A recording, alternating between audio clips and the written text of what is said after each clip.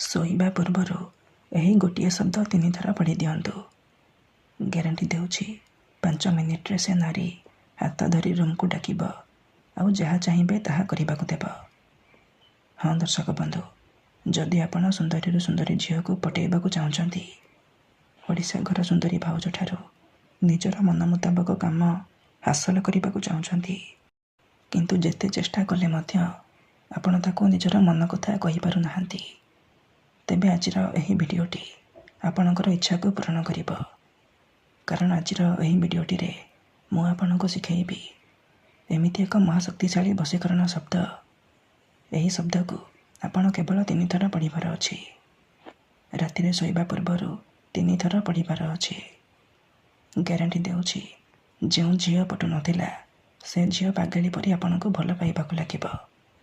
ପଡ଼ିଶା ଘର ଭାଉଜ ରାତିଦିନ ଘରକୁ ଡାକିବ ଆଉ ଯାହା ଚାହିଁବେ ତାହା କରିବାକୁ ଦେବ। ଏହି ବଶୀକରଣ ସାହାଯ୍ୟରେ ଆପଣ ଶାଶୁ, ନଣନ୍ଦ, ଦିଅର, ଭାଉଜ କାହାକୁ ବି ନିଜ ବଶରେ କରିପାରିବେ। ତାଠାରୁ ନିଜର ମନ ମୁତାବକ କାମ ହାସଲ କରିପାରିବେ। କେବଳ ଆପଣଙ୍କୁ ରାତିରେ ଶୋଇବା ପୂର୍ବରୁ ଏହି ଶବ୍ଦକୁ 3 ଥର ପଢ଼ିବାର ଅଛି। ତାପରେ ଦେଖିବେ ଚମତ୍କାର। ନମସ୍କାର ଦର୍ଶକ ବନ୍ଧୁ, ଏସ୍ ମନ୍ତ୍ର ଚ୍ୟାନେଲରେ ଆପଣମାନଙ୍କୁ ସ୍ୱାଗତ। ଆଜିର ଏହି ଭିଡ଼ିଓଟିରେ ମୁଁ ଆପଣଙ୍କ ପାଇଁ ଆମର ତନ୍ତ୍ରଶାସ୍ତ୍ରରୁ ନେଇ ଆସିଛି ନାରୀ ମୋହିନୀ ବଶୀକରଣ ବିଦ୍ୟା, ଝିଅ ପଟେଇବା ପାଇଁ ବଶୀକରଣ ବିଦ୍ୟା, ଯାହାକୁ ପ୍ରୟୋଗ କରି ଆପଣ ନିଜ ପସନ୍ଦର ସୁନ୍ଦରୀରୁ ସୁନ୍ଦରୀ ଝିଅକୁ ପଟେଇ ପାରିବେ। ବିବାହିତା ମହିଳାକୁ ନିଜ ବଶରେ କରିପାରିବେ। ତାଠାରୁ କିଛି ବି କାମ ହାସଲ କରିପାରିବେ। କେବଳ ଆପଣଙ୍କୁ ରାତିରେ ଶୋଇବା ପୂର୍ବରୁ ଏହି ଶବ୍ଦକୁ 3 ଥର ପଢ଼ିବାର ଅଛି। ଏହି ବଶୀକରଣ କରିବା ପାଇଁ ଆପଣଙ୍କୁ କୌଣସି ପ୍ରକାର କଷ୍ଟ କାମ କରିବାକୁ ପଡ଼ିବନି କିମ୍ବା କିଛି ବି ପଇସା ଖର୍ଚ୍ଚ କରିବାକୁ ପଡ଼ିବନି। କେବଳ ଆପଣ ଯେତେବେଳେ ରାତିରେ ଶୋଇବା ପାଇଁ ଯିବେ, ନିଜ ବିଛଣାରେ ଶୋଇକି ଆପଣ ଏହି ଶବ୍ଦକୁ 3 ଥର ପଢ଼ିଦେବେ। ମୁଁ ଆପଣଙ୍କୁ କିଛି ପ୍ରୟୋଗ ବିଧି ଶିଖାଇବି। ଆପଣ ସେହି ପ୍ରୟୋଗ ବିଧିକୁ ଠିକ୍ ଭାବରେ କରିବେ, କିଛି ବି ଭୁଲ ଭାଲ କରିବେନି। ତାପରେ ଦେଖିବେ କିପରି ଯେଉଁ ଝିଅ ଆପଣଙ୍କୁ ଭାଉ ଦେଉନଥିଲା ସେ କିପରି ଆପଣଙ୍କୁ ପାଗଳି ପରି ଭଲ ପାଇବାକୁ ଲାଗିବ।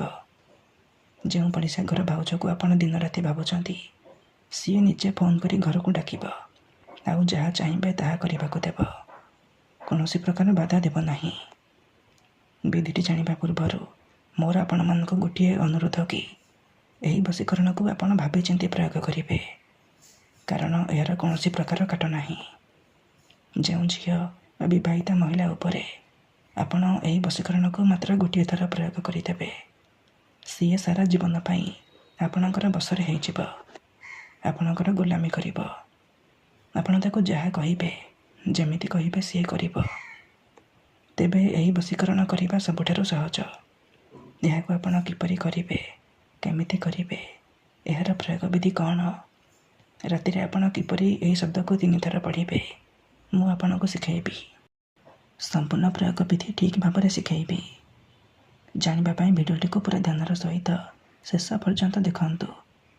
ଅଧାରୁ ଛାଡ଼ିକି ପଳେଇଲେ କିମ୍ବା କାଟି କାଟି ଦେଖିଲେ ଆପଣ କିଛି ବି ବୁଝିପାରିବେନି। ଆଉ ପରେ ଆପଣ କହିବେ, ଗୁରୁଜୀ ଆପଣଙ୍କର ବଶୀକରଣ କାମ କରୁନି। ଦେଖନ୍ତୁ, ଯେଉଁପରି ଆପଣ ଭଗବାନଙ୍କୁ ମାନୁଛନ୍ତି, ଭଗବାନଙ୍କ ଉପରେ ବିଶ୍ୱାସ ରଖିଛନ୍ତି, ନିଜର ସବୁ ଦୁଃଖ, କଷ୍ଟ, ଅସୁବିଧା ଭଗବାନଙ୍କୁ ଜଣାଉଛନ୍ତି, ଯଦି ସେ ଅସୁବିଧାର ସମାଧାନ ନହେଲା ତାହାର ମାନେ ନୁହେଁ କି ଭଗବାନ ନାହାନ୍ତି। ସେହିପରି ମନ୍ତ୍ର ତନ୍ତ୍ର ହୁଏ, ବଶୀକରଣ କାମ କରେ, କିନ୍ତୁ ଏହାକୁ ଆପଣଙ୍କୁ ସିଦ୍ଧ କରିବାକୁ ପଡ଼ିବ। ପ୍ରୟୋଗ ବିଧିକୁ ଠିକ୍ ଭାବରେ କରିବାକୁ ପଡ଼ିବ। ତେବେ ଯାଇ ମୁଁ ଆପଣଙ୍କୁ ଗ୍ୟାରେଣ୍ଟି ଦେଉଛି, ଆପଣ ଯେଉଁ ଝିଅ ବା ବିବାହିତା ମହିଳାକୁ ଚାହିଁବେ ତାକୁ ମୁହୂର୍ତ୍ତକ ଭିତରେ ନିଜ ବଶରେ କରିପାରିବେ। ଅତି ସହଜରେ ତାକୁ ପଟେଇ ପାରିବେ। ଏଥିପାଇଁ ଆଜିର ଏହି ଭିଡ଼ିଓଟିରେ ମୁଁ ଆପଣଙ୍କ ପାଇଁ ଏମିତି ଏକ ସହଜ ଶକ୍ତିଶାଳୀ ବଶୀକରଣ ନେଇ ଆସିଛି। ଏଥିପାଇଁ ଆପଣଙ୍କୁ କିଛି ବି କରିବାକୁ ପଡ଼ିବନି। କେବଳ ଶୋଇବା ପୂର୍ବରୁ ଏହି ଶବ୍ଦକୁ 3 ଥର ପଢ଼ିବାର ଅଛି। ତାପରେ ଦେଖିବେ କିପରି ସେ ଝିଅ ଆପଣଙ୍କ ଆଡ଼କୁ ଆକର୍ଷିତ ହେବାକୁ ଲାଗିବ। ତେବେ ଚାଲନ୍ତୁ ଜାଣିବା ଏହି ବିଧିକୁ ଆପଣ କିପରି କରିବେ। ବିଧିଟି ଜାଣିବା ପୂର୍ବରୁ ଯଦି ଆପଣ ଆମ ଚ୍ୟାନେଲକୁ ନୂଆ ଆସିଛନ୍ତି, ତେବେ ଦୟାକରି ଚ୍ୟାନେଲକୁ ସବସ୍କ୍ରାଇବ୍ କରି ପାଖରେ ଥିବା ବେଲ୍ର ଆଇକନ୍କୁ ମଧ୍ୟ ଦବାଇ ଦିଅନ୍ତୁ, ଯାହାଦ୍ୱାରା ଆମେ ଯେଉଁ ବି ଭିଡ଼ିଓ ଅପଲୋଡ଼ କରିବୁ ସର୍ବପ୍ରଥମେ ଆପଣ ଦେଖିପାରିବେ ଆଉ ତା'ର ଲାଭ ପାଇପାରିବେ।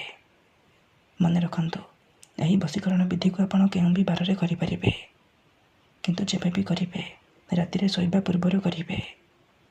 ବିଧିଟି କରିବା ପୂର୍ବରୁ ଭଲ ଭାବରେ ହାତ ଗୋଡ଼ ମୁହଁ ଧୋଇକି ସଫା ବସ୍ତ୍ର ପିନ୍ଧିକି ଆପଣ ଏହି ବଶୀକରଣ ବିଧିକୁ ଆରମ୍ଭ କରିବେ। ପ୍ରଥମେ ଆପଣ କ'ଣ କରିବେ, ଯେତେବେଳେ ରାତିରେ ଶୋଇବା ପାଇଁ ଯିବେ ଖଣ୍ଡେ ସାଧା କାଗଜ ଆଉ କଲମ ଆଣିବେ। ତାପରେ ନିଜର ବିଛଣା ଉପରେ ବସି ପଡ଼ିବେ। ପ୍ରଥମେ ଆପଣ କାଗଜରେ ସେହି ଝିଅ ବା ମହିଳାର ନାମ ଲେଖିବେ ଯାହାକୁ ଆପଣ ପଠାଇବାକୁ ଚାହୁଁଛନ୍ତି, ଯାହାକୁ ଆପଣ ନିଜ ବଶରେ କରିବାକୁ ଚାହୁଁଛନ୍ତି। ଆଉ ତାହା ତଳେ ଆପଣ ଗୋଟିଏ ଶବ୍ଦ ଲେଖିବେ, ବସମ୍ ଭକମ୍ ବସଃ। ଏହି ଶବ୍ଦକୁ ଆପଣ ଲେଖିବେ। ଲେଖି ସାରିବା ପରେ ସେ କାଗଜକୁ ନିଜର ଡାହାଣ ହାତରେ ଧରିବେ ଆଉ ଆଖି ବନ୍ଦ କରିକି ସେହି ଝିଅ ବା ମହିଳାକୁ ମନେ ମନେ ଭାବିବେ। ତା'ର ମୁହଁକୁ ନିଜ ମନରେ ଭାବିବେ।